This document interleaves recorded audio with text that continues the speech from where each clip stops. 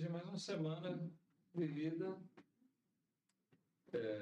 grande parte do tempo envolvidos no mundo, né? Mas eu estou dizendo isso porque nós estamos estudando sobre esse assunto, que Jesus, aliás, o que João falou inicialmente: não ameis o mundo, nem o que no mundo há. Por que dessas exortações que nós encontramos não só ali, mas também em outras partes da Bíblia? Nós vimos que nós estamos no mundo, Jesus rogou por nós ao Pai. Nós estamos no mundo, vivemos nesse mundo. Porém, esperamos assim que estejamos nesse mundo sem sermos mundanos. O mundano é aquele que ama, que se apega às coisas desse mundo. O que é o mundo? É esse sistema de coisas apegado à matéria, às coisas aqui, que dá as costas a Deus, que não pensa em Deus, essas coisas que prendem a nossa atenção. E nós vemos que o mundo exerce uma grande pressão sobre nós, porque todo o tempo nós estamos expostos a tentações trazidas por ele.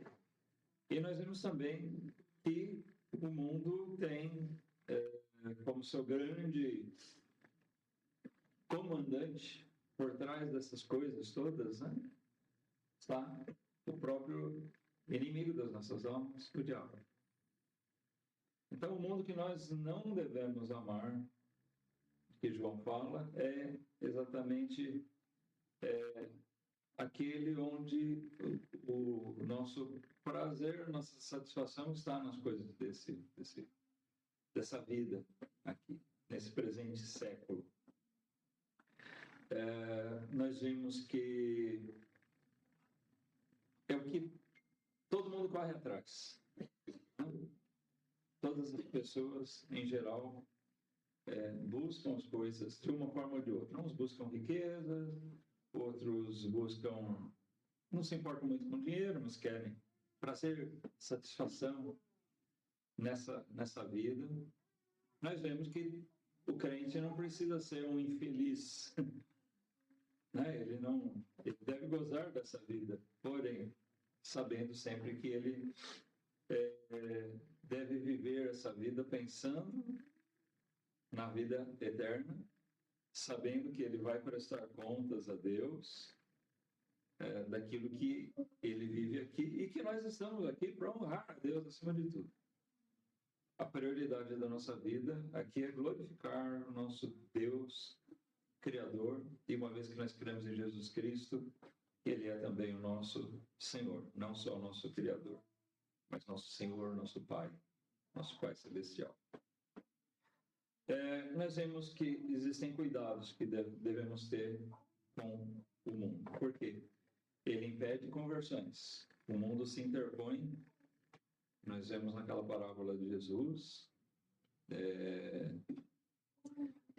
onde aqueles espinhos, né, sufocam a boa semente do Evangelho. Então, nós sabemos que isso afeta pessoas para quem nós pregamos, e talvez alguns ouvintes da palavra possam estar, né, vivenciando esse drama. Não se convertem porque os cuidados desse mundo estão sufocando a semente. Entendem o Evangelho, mas o mundo fala mais alto no seu coração. E como diz João, se alguém ama o mundo, o amor não está nele. Não há conversão, não há salvação. Mas nós estamos terminando o estudo. Nós estamos no terceiro ponto, que é o maior deles. Vimos uma parte semana passada e hoje nós vamos concluir o que nós precisamos saber, coisas que nós precisamos saber a respeito desse mundo. Então nós já vimos com versículos, não vou repassar eles aqui agora, mas nós vemos que esse mundo é perigoso porque ele é movido pelo diabo. O mundo jaz no maligno. Esse mundo jaz no maligno. Cuidado. Essas coisas estão te seduzindo para te afastar de Deus. Saiba que isso não é por acaso. Tem alguém manipulando essas coisas. Ainda que, como a gente tem alertado, olha, não pense no mundo só como aquelas coisas abertamente pecaminosas. Tá? É tudo que envolve essa vida aqui. A gente pensar o mundo, uma pessoa mundana, é aquela que é enfiada em vícios, promiscuidade. Nem sempre, tá? Coisas do dia a dia podem nos levar a jogar Deus para um segundo, terceiro plano, e quando a gente faz isso, nós estamos amando o mundo. Nós somos ensinados, o crente deve trabalhar, o crente deve cuidar bem da sua família, né? Deve prezar por sua família, mas essas coisas não podem tomar o lugar de Deus. Isso é o perigo. As coisas dessa vida, por mais que elas sejam sérias, sejam biblicamente corretas, nós precisamos tomar cuidado que essas coisas não nos atrapalhem em glorificar a Deus, no nosso objetivo, na nossa responsabilidade. Se nós cuidamos bem da nossa família, cumprimos o que é bíblico. Mas se a nossa família se tornar mais importante do que Deus, se nós colocamos Deus para lá, então nós já começamos a pecar. Se o nosso trabalho, nós trabalhamos para ganhar o nosso sustento, é bíblico, é correto. Mas se o nosso trabalho começa a ser a nossa religião, é pecado. Lazer, nós precisamos de lazer, descansar nossa cabeça, nossos corpos. Normal e é bíblico, é correto. Mas se o lazer passa a ser ocupar um grande espaço na nossa vida, me divertir é meu objetivo principal, eu começo a deixar as coisas de Deus, é o mundo tomando lugar. Então a gente precisa tomar cuidado, que o diabo é astuto, as astutas ciladas do diabo. Ele sempre vai preparar coisas, talvez não escancaradas para nós, né? O crente, sei lá, ele ser exposto diretamente a uma coisa muito pecaminosa, é mais provável ele rejeitar. Ele pode até sucumbir à tentação, mas é mais provável que ele rejeite. Agora, se ela for sendo introduzida devagarinho, sutilmente, né? E o diabo é astuto em fazer esse tipo de coisa, às vezes o crente não se dá conta, e quando ele vai ver, ele já está dominado por isso. E está feito um estrago tremendo. E dá trabalho para corrigir, mas o crente tem que fazer. Lembrando disso, então, esse mundo é movido pelo diabo.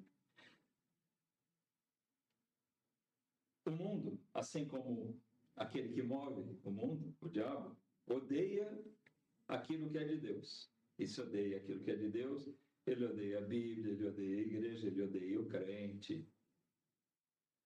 Ele oferece coisas que parecem boas para nós, mas só para nos seduzir. É o queijo oferecido ao rato, né? Você não quer alimentar o rato, você quer caçar ele. E o diabo quer fazer isso com a gente. O mundo nos traz aflições. Talvez não de imediato, mas traz em seguida. O mundo sempre vai nos trazer aflições.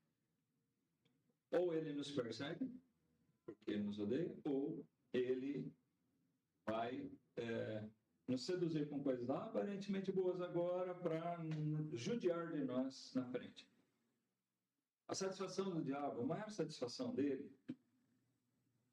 nós podemos dizer assim, quando uma pessoa não convertida, é impedir que ela se volte a Deus. Mas o que fazer com um crente? Ele já é convertido. Qual é o prazer do diabo? É desgraçar a vida espiritual desse crente. Ele quer ver gente lá no fundo do poço. É o que ele pode fazer. Por quê? Fazendo isso, o que ele vai ter? Um crente inútil. Quando o mundo domina a nossa vida e nos derruba, nós somos inutilizados. Alguém que talvez tenha um bom potencial de servir a Deus, de glorificar a Deus, de ser um instrumento na mão de Deus, ele fica neutralizado. Crentes sinceros, verdadeiros. É um tremendo estrago. E isso, como a gente brincou, né? Vai de encontro àquela frase. A gente começa a viver do jeito que o diabo gosta. A gente, fazendo isso, a gente traz satisfação ao diabo e não a Deus. E é a Deus que nós devemos glorificar. É o nosso Senhor. Amém? Nossa vida aqui é para glorificar o nosso Senhor, aquele, como nós cantamos agora há pouco, aquele que morreu por nós, Jesus Cristo, Filho de Deus. É esse que nós temos que alegrar, glorificar.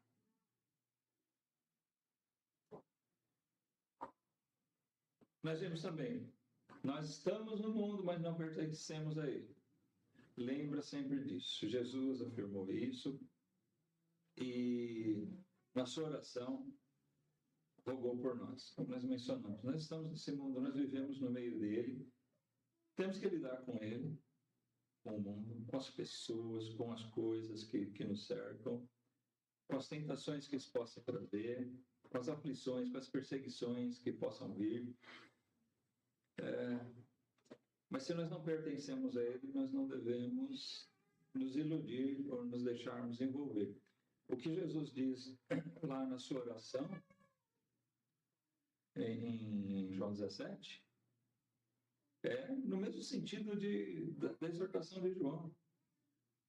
Nós não somos do mundo, mas estamos nele. E Jesus roga que nós sejamos livres do mal que esse mundo traz para a vida dos servos dele. E esse mal vem daquelas coisas que nós podemos passar a nos apegar. Se nós não pertencemos ao mundo, não devemos amar ele, não devemos nos apegar a ele, lembrando que a gente tem que distinguir esse não amar o mundo, é não amar as coisas, não se apegar às coisas. Porque amar o mundo no sentido de amar as pessoas é o sentido que João 3,16 diz, né? Deus mesmo, o que ele fez? Deus amou o mundo. Não essas coisas, Deus amou as pessoas. Então, não tenhamos isso, né? Eu amo meus irmãos, crentes, e odeio os incrédulos. Não, a gente tem que ter amor por eles. Jesus ensinou a amar até os nossos inimigos. Tem uma denominação evangélica aí que tem um hábito bem desagradável, assim, que eu experimentei na carne isso, né? De chegar, sentar uma roda e tem alguns deles, e chega algum membro e saudar aquele, né, com a saudação específica que eles têm, ele sauda o seu irmão e nem cumprimenta a gente. Tá? Não precisa saudar com aquela mesma saudação, mas pelo menos um bom dia, né? Sabe, isso demonstra, assim, uma coisa errada, que nós não devemos ser, eu amo meu irmão, eu amo o Marildo, o Daniel, são meus irmãos em Cristo e tal, mas o vizinho lá, eu odeio ele, eu desprezo ele. Não, ele não tem Cristo, ele precisa de Cristo, eu preciso amar ele. É um amor diferente? Mas é amar, tá? Precisamos lembrar bem disso. Bom, em função disso, nós vemos também que nós somos chamados para ser luz no mundo. Amém? Jesus mesmo disse: vocês são a luz do mundo. Então, nós estamos aqui para ser luz em um mundo que jaz em trevas. O crente tem que ser diferenciado. Ele está aqui como luz para o mundo. Nós, como Paulo diz lá em Filipenses, vós resplandeceis como astros no mundo. Nós estamos aí para iluminar, para dar luz ao mundo. Os astros, né, eles têm uma coisa interessante. Além de eles iluminarem, o Sol, a Lua, além de eles iluminarem, tem uma outra particularidade, né? Eles servem de condutores, de guia. Hoje existem outros recursos, né, tecnológicos até mais avançados, mas os navios no passado eles se guiavam especificamente pelos astros, né? À noite, pelas estrelas, eles se guiavam para saber a direção que eles estavam indo. E assim nós devemos ser como astros no mundo mesmo, para jogar luz num mundo de trevas e para conduzirmos as pessoas para o caminho certo. Amém? O crente é alguém que agora tem Deus no meio desse mundo. Olha, isso nos faz diferentes. Antes nós vivíamos sem Deus no mundo. Hoje, lembra, eu tenho Deus. Isso quer dizer muita coisa. Nós estamos no mundo, mas eu tenho Deus para me guiar. Eu tenho Deus para cuidar de mim. Eu tenho Deus para servir a Ele, para honrar. Hoje eu não estou mais separado de Deus como antes. Isso deve mudar totalmente a nossa visão do mundo e dessa vida. Nós paramos aí, tá? Então, seguindo, nós vemos ainda outro ponto, que para termos um verdadeiro relacionamento com Deus, uma verdadeira religião, nós precisamos nos guardar deste mundo. Tiago 27. Diz lá que a verdadeira religião é amar os órfãos, as viúvas e guardar-se da corrupção do mundo. Então, se você quer ter um verdadeiro relacionamento com Deus, primeiramente você precisa de Cristo, né? É o único mediador pelo qual nós nos achegamos ao Pai. Mas a partir daí, o que vem? Nós precisamos nos guardar do mundo. Não amar o mundo, não nos deixarmos seduzir ou sermos derrotados pelo mundo.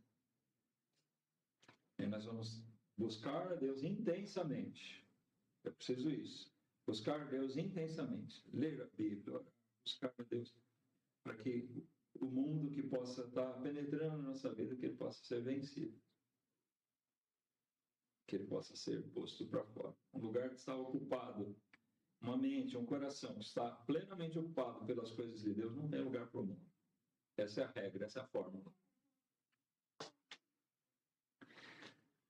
Agora sim, vamos para o assunto de hoje, tá? Eu passo umas recapitulações aí, um resumo. Meia hora? É um resumo de 3 domingos. Me perdoem, mas já que a gente tem pessoas pela primeira vez com a gente, eu acho interessante que tenha uma visão daquilo que a gente está estudando também, e é bom a gente puxar o fio da meada. Ainda, o que a gente precisa saber mais sobre esse mundo, irmãos? Nós precisamos tomar cuidado, pois falsos profetas falsificam a fé com filosofias do mundo. Olha só, existe um perigo grande nisso. A nossa fé pode ser afetada por filosofias do mundo. Mas nem sempre essas filosofias do mundo vêm diretamente de, vamos dizer assim, canais mundanos. Às vezes eles se disfarçam, algumas pessoas que aparentemente, né, ou se apresentam como religiosos, até como discípulos de Cristo, mas o que eles trazem não é realmente de Deus. Eu vou confessar uma coisa para vocês. Quando eu era jovem, eu acompanhei uma série de estudos de um pastor que, na época, tinha vários irmãos que elogiavam, e eu peguei aquela série de estudos e também me senti empolgado por elas. Que bons esses estudos, né? E eu fiquei com esses estudos guardados lá há muitos anos. Aí a gente vai amadurecendo um pouco, né, na nossa fé. E um dia eu tive vontade, eu lembrei daqueles estudos e falei, eu vou trazer para a igreja aqueles estudos. Eu fui pegar aquelas apostilas. Eu não trouxe. Sabe por quê?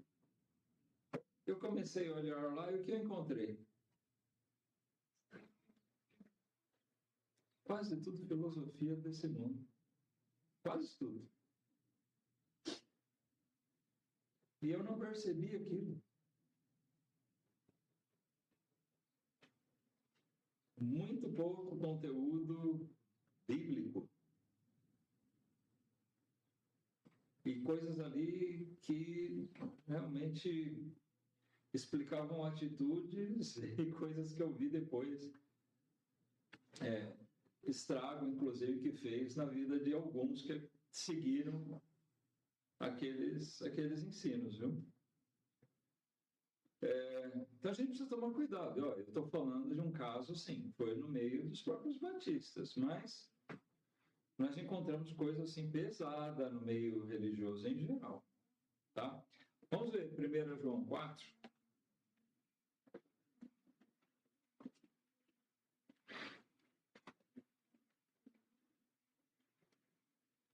Primeira carta de João, capítulo 4, os primeiros versículos. Nós temos uma exortação de João, mais uma aqui, onde ele diz o seguinte: amados, não creiais a todo espírito, mas provai se os espíritos são de Deus. Porque já muitos falsos profetas se têm levantado no mundo. Olha, naquele tempo já muitos falsos profetas tinham surgido. E hoje eles se multiplicam, né? Nisto conhecereis, versículo 2, nisto conhecereis o Espírito de Deus. Todo espírito que confessa que Jesus Cristo veio em carne é de Deus. E todo espírito que não confessa que Jesus Cristo veio em carne não é de Deus. Mas este é o espírito do anticristo, do qual já ouvistes que há de vir, e eis que já agora está no mundo. Filhinhos, sois de Deus e já os tendes vencido, porque maior é o que está em vós do que o que está no mundo. Do mundo são, por isso falam do mundo e o mundo os ouve. Falsos profetas, às vezes, eles podem confessar Cristo de uma maneira superficial. Esse versículo aqui fala, se ele diz que Jesus veio em carne, ele é de Deus. Espera aí, a gente precisa entender bem essas palavras. Porque não é todo mundo que simplesmente diz da boca para fora, Jesus veio. Jesus é verdadeiro. Não, ele realmente veio em carne, é Deus.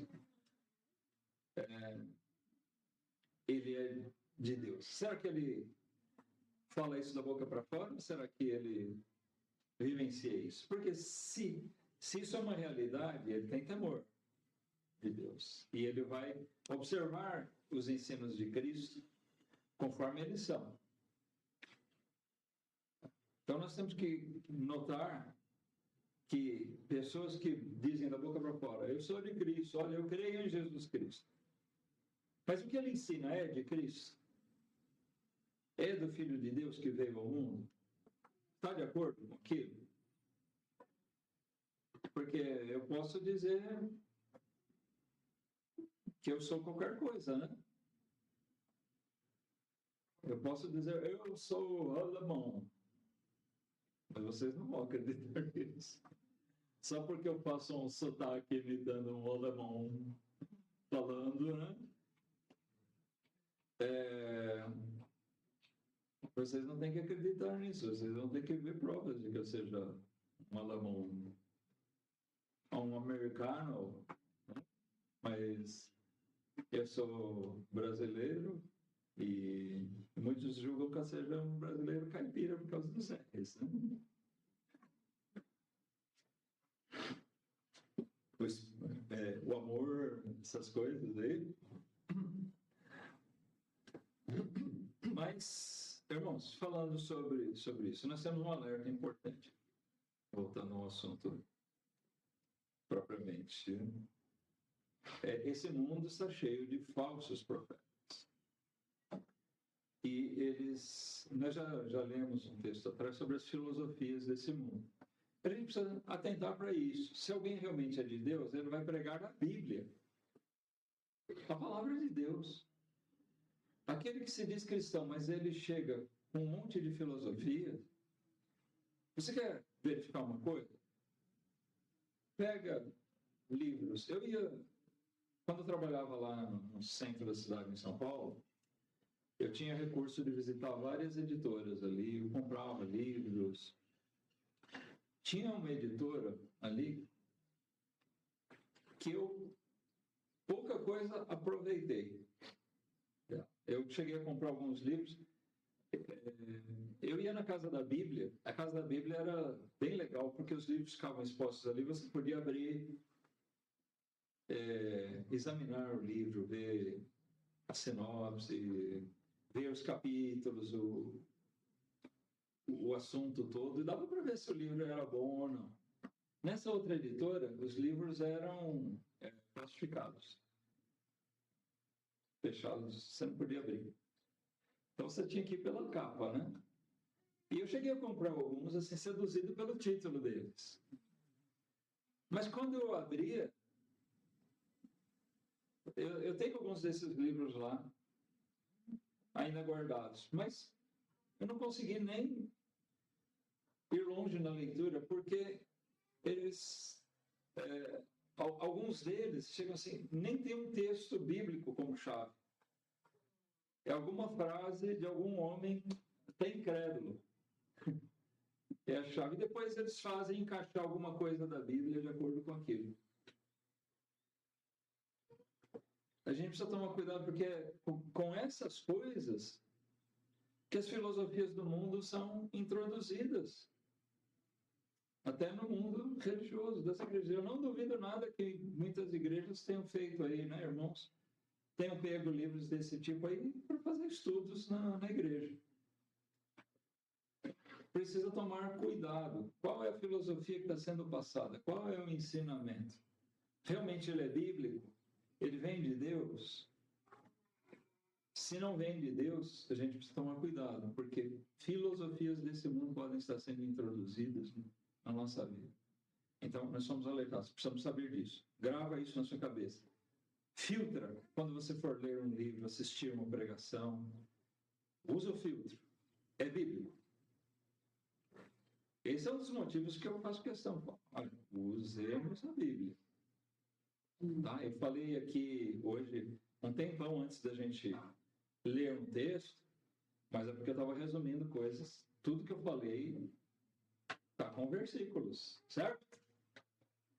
Nós estamos apoiados na Escritura. Não é ideia do Valdir, não. Tá? Cuidado quando você observa pregações, livros, pregação na internet, estudos. Cuidado se você, o que você está ouvindo, olha, examina se aquilo ali é filosofia trazida do mundo ou se é ensinamento que vem da palavra de Deus. Aqui nós temos segurança. De onde vem, qual é a fonte. E se nós realmente cremos que Jesus Cristo, o Filho de Deus, veio a esse mundo, nós vamos nos apegar à obra que ele fez diretamente através dos seus discípulos. o ensino que ele deixou. Não vamos recorrer a filósofos desse mundo, não.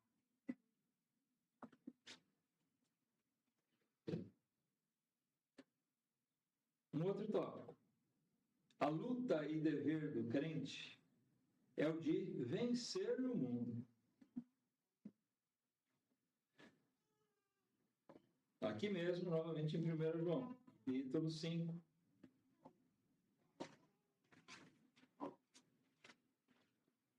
Versículo 4. Porque todo o que é nascido de Deus, então o verdadeiro convertido, aquele que é nascido de Deus, vence o mundo. E essa é a vitória que vence o mundo, a nossa fé. Quem é que vence o mundo, senão aquele que crê que Jesus é o Filho de Deus? Estou falando aqui, a vitória cabe ao crente, aquele que nasceu de Deus. Ele vence o mundo e a vitória dele reside na sua fé. Fé em quê? Que tipo de fé ele está falando? Olha, é comum as pessoas dizerem, eu tenho fé. Eu posso ter fé que eu vou ganhar na loteria. Isso é fé? É a fé bíblica? Não, não é. Essa fé que a Bíblia fala não é um acreditar ou um querer acreditar numa possibilidade. Não é uma fé em uma coisa que eu tenho na minha própria cabeça, que nasceu da minha própria cabeça. A fé é a nossa confiança na palavra. Essa é a fé que vence o mundo. Eu confio no que Deus... Eu creio que o mundo foi criado por Deus. Você é retrógrado. Você é contra a ciência. A minha fé me faz crer nisso. Explica como é que foi feito. Olha, o que eu sei é o que a Bíblia diz. Além do que a Bíblia diz, eu não vou inventar. Eu posso até ter na minha cabeça como pode ter sido. O que eu sei é que Deus criou o mundo. Ele fez todas as coisas. A Bíblia afirma isso. E eu creio nisso, nesse Deus verdadeiro. Essa é a minha fé. Eu me apego às coisas que Deus nos ensinou. Tanto que nós já estudamos isso aqui. Às vezes a palavra fé se confunde entre aquilo que nós cremos e aquilo que nós recebemos. A fé que uma vez foi dada aos santos, lá em Judas 9. O que ele está falando? Da palavra de Deus que foi entregue. Os ensinos de Deus que foram entregues para nós. Então, muitas vezes quando nós lemos o termo fé na Bíblia, está falando da própria palavra de Deus. Que deve ser a mesma que nós cremos.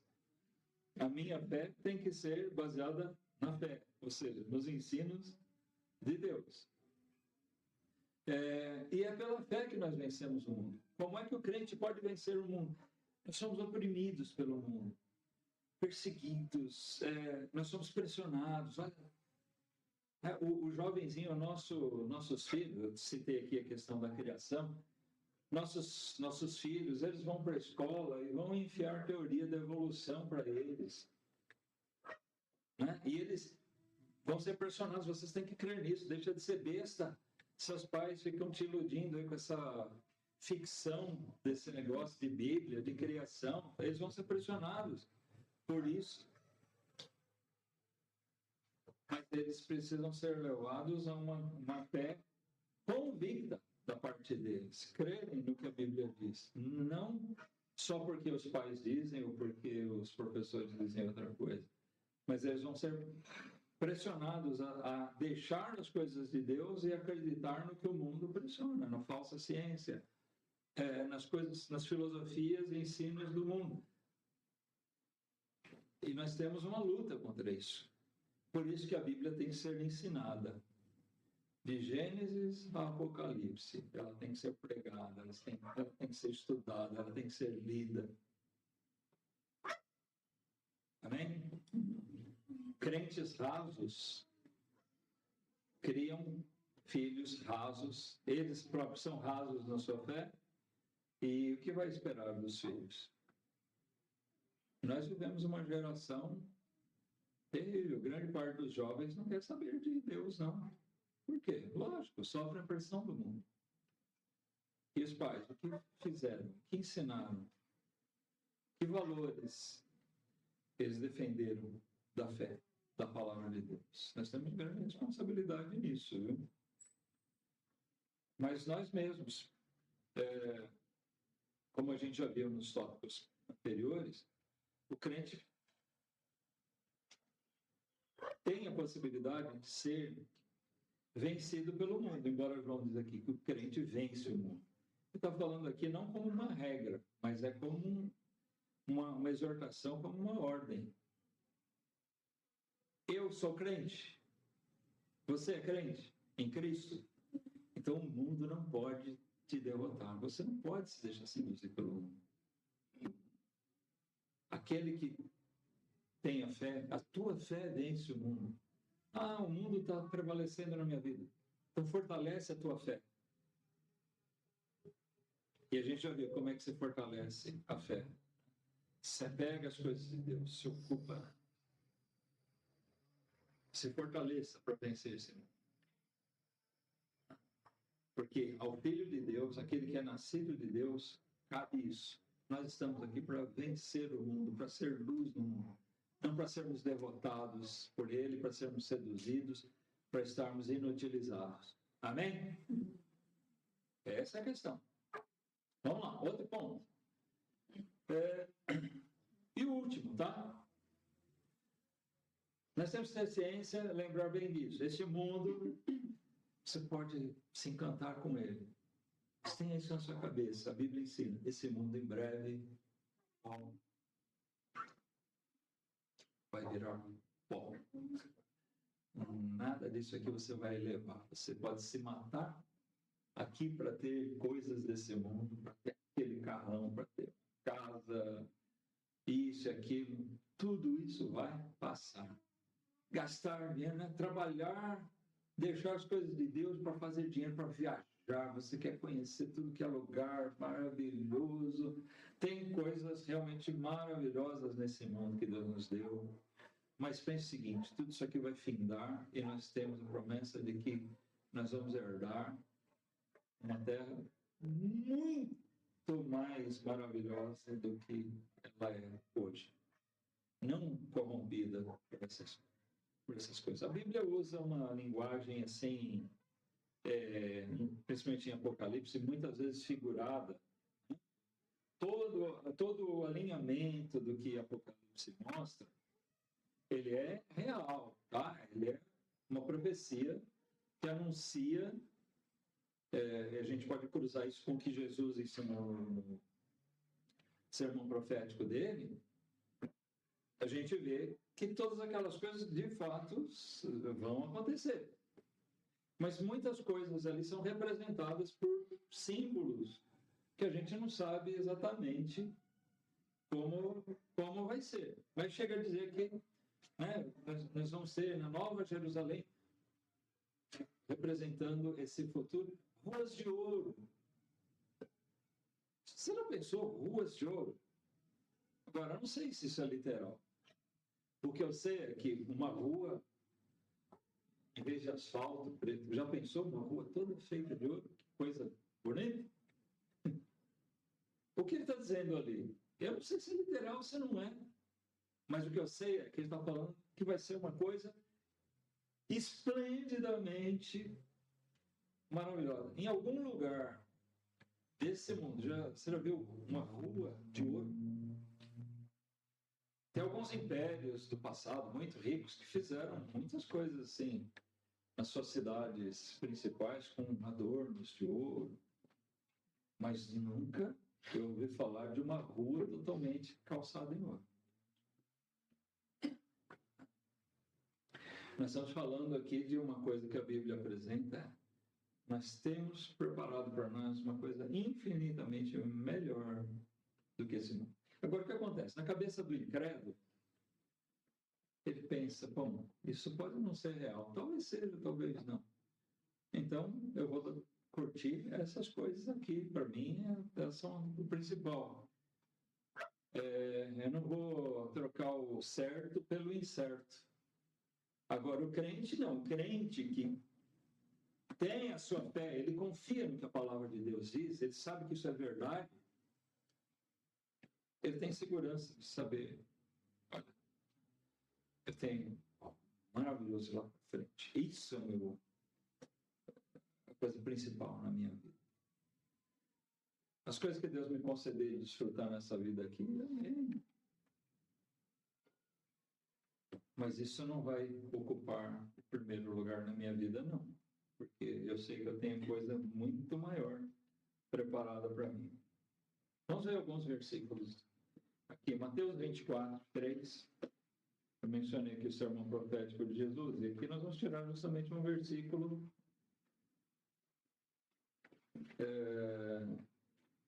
desse capítulo que vai falar sobre isso. Aqui Jesus nem entrou ainda no assunto. Ele vai falar disso em seguida, mas por quê? O que acontece aqui? Mateus escreve: estando assentado no Monte das Oliveiras, chegaram-se a ele seus discípulos, em particular, dizendo: dize-nos, quando serão essas coisas? E que sinal haverá da tua vinda e do fim do mundo? Ele está falando aqui. Esse mundo vai findar. Tá? Então, os próprios discípulos de Jesus já sabiam. Esse mundo vai findar. Não é que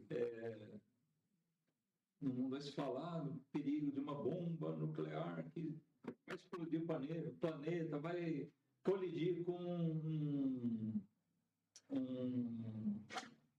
um asteroide, algum astro vai cair aqui, vai destruir a vida do planeta, vai destruir o planeta. Não, essa vida, esse sistema do mundo aqui vai terminar. E ele coincide com a volta de Cristo. Os próprios discípulos sabiam disso. E aqui é bem interessante para quem não conhece ou para quem já conhece e reviver. Jesus vai explicar, então, vai responder essa pergunta dos discípulos, tá? E ele vai explicar muito bem, resumidamente, aquilo que vai acontecer. Mas o que eu quero tirar desse versículo, desse texto, é isso aqui. Saiba, esse mundo vai findar. Os discípulos já sabiam disso e Jesus não corrigiu eles, dizendo, não, esse mundo não vai findar. Ao contrário, ele reafirma, confirma e explica.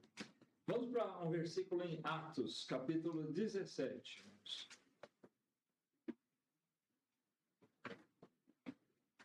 Atos 17.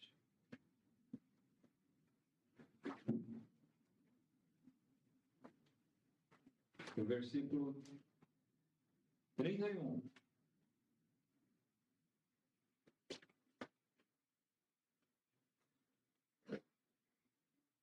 Porquanto tem determinado um dia em que com justiça há de julgar o mundo por meio do homem que destinou, e disso deu certeza a todos, ressuscitando dentre os mortos.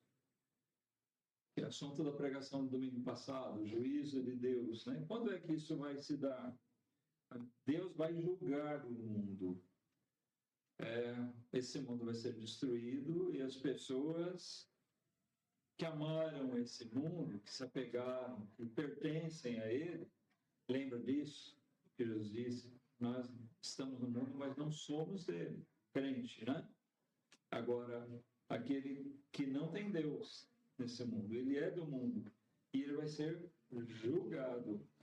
O mundo, então, vai ser esse mundo aqui vai passar, vai ser destruído, vai ser julgado. Mas vamos adiante. 1 João 2,17.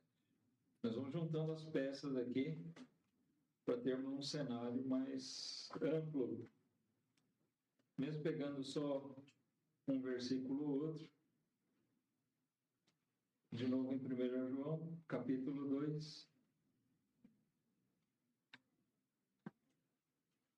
Vocês podem perceber que João fala muito a respeito disso, desse assunto. É interessante que João é reconhecido por falar muito de outro assunto. Qual é? Amor, né?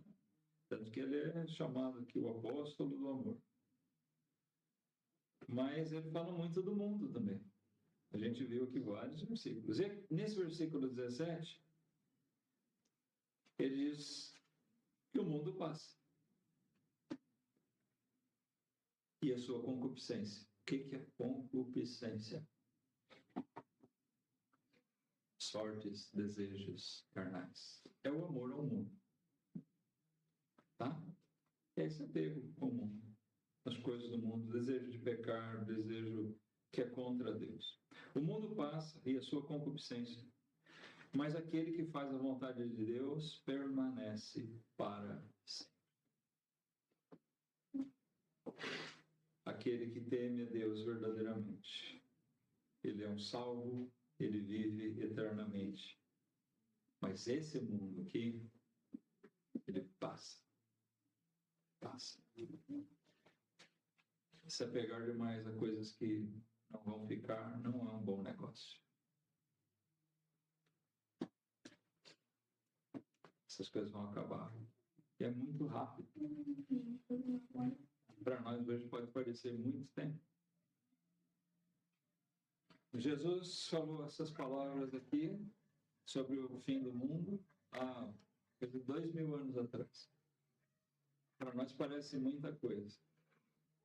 Mas quando tudo chegar no fim, nós vamos ver que foi muito rápido.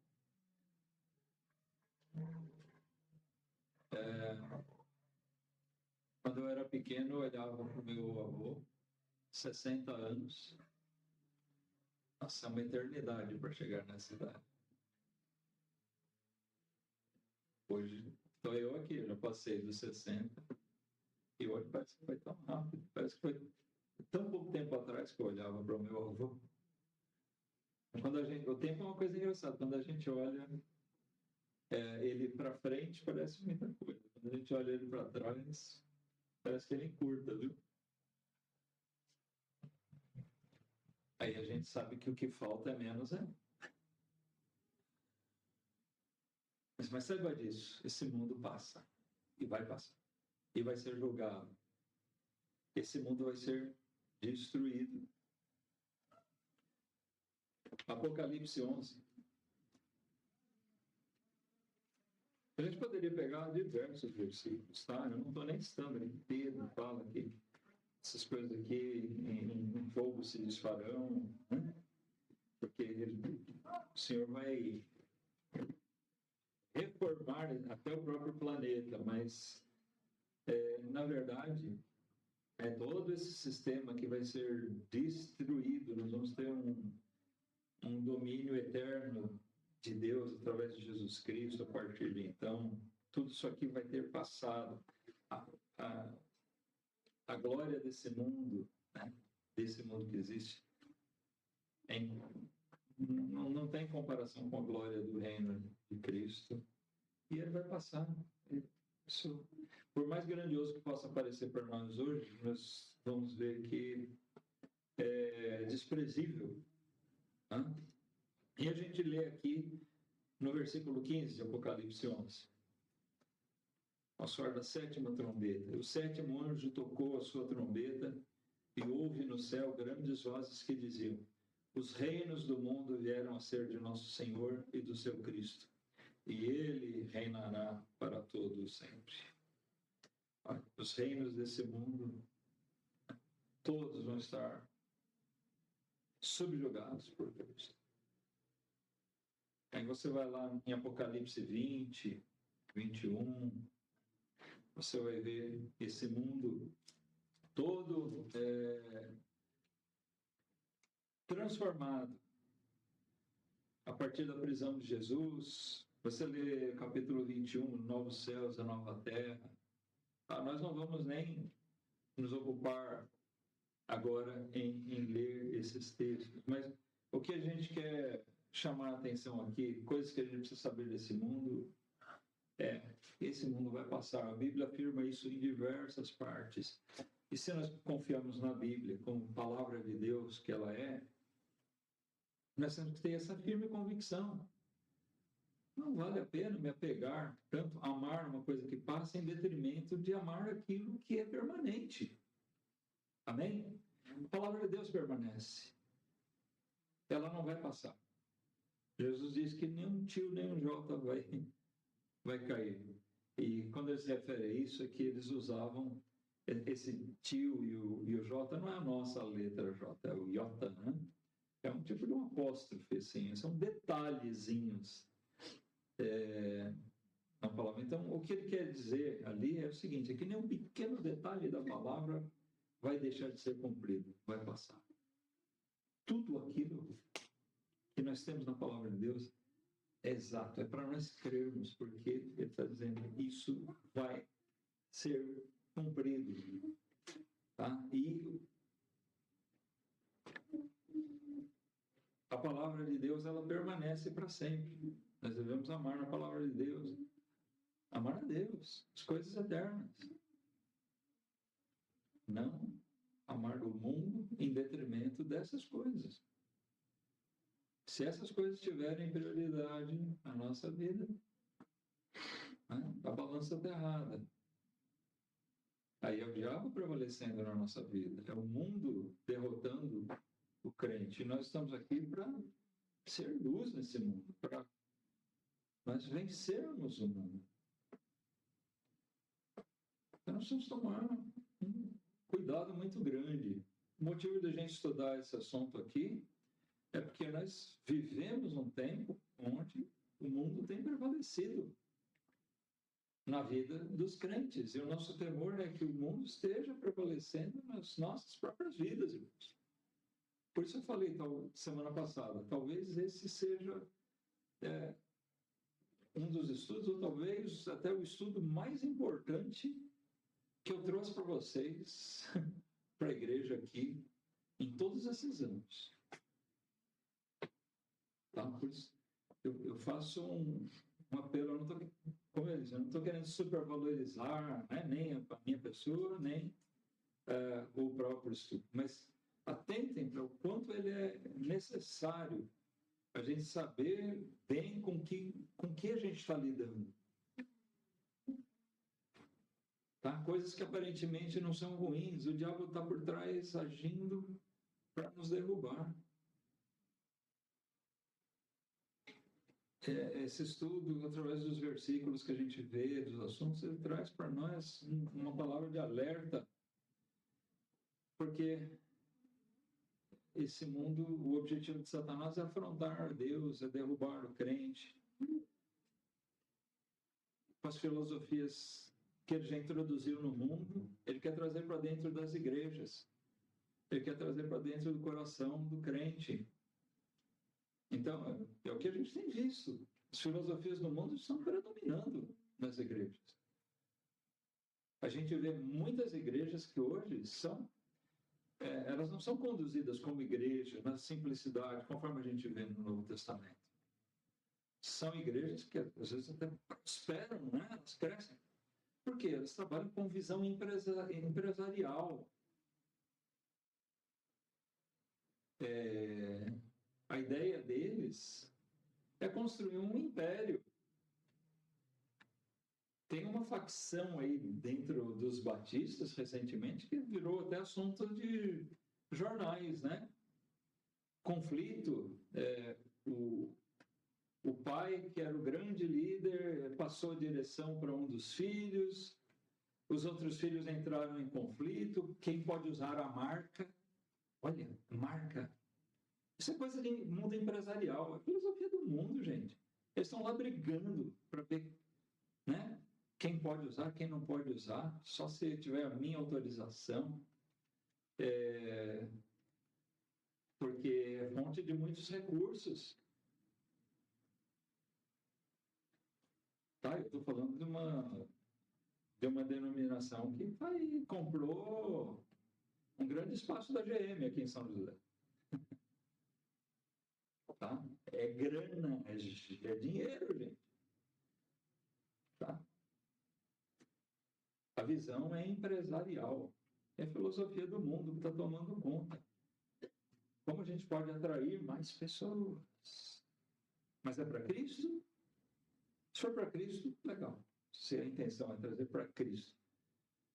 O problema é que muitas vezes a visão é empresária. Como a gente pode trazer mais adeptos, mais membros para a nossa igreja ficar mais poderosa, para ser mais conhecido como um grande líder. Fala para um desses pastores, eu vi pastorear uma igrejinha de 30 membros. Esse aqui. Num salãozinho assim. Só se ele vier para introduzir as... Ele vem, traz R$1 milhão de verba e vai investir, vai bombar o negócio para fazer dar certo. Mas a gente precisa tomar cuidado. É o mundo entrando nas igrejas, de todas as formas. Estou citando um caso aqui, uma forma. Tá? Mas, principalmente, a gente tem que vigiar na nossa própria vida, com os cuidados necessários. Tá bom? Então é isso. O estudo está aí, tem uma conclusão feita por escrito, não vou ler. Os irmãos receberam. Se alguém não tiver e quiser, eu envio o arquivo. Não é grande. A gente está com o estudo aqui em PDF, por isso estou me guiando por ele. Muitas coisas que eu comentei aqui não estão no estudo, claro, mas estão contidos. Você lê os versículos e talvez consiga relembrar ou até visualizar aspectos que eu nem mencionei aqui, tá? Mas é um assunto importante na vida de todo crente. Não ame o mundo, não se apegue a esse mundo. Ele passa, o diabo está por trás dele, ele pode ser um tormento na nossa vida. Nós estamos aqui, mas não para viver no mundo, mas para a gente ser luz nele. Deus abençoe sua palavra e nos abençoe que nós possamos, como diz, vencer o mundo.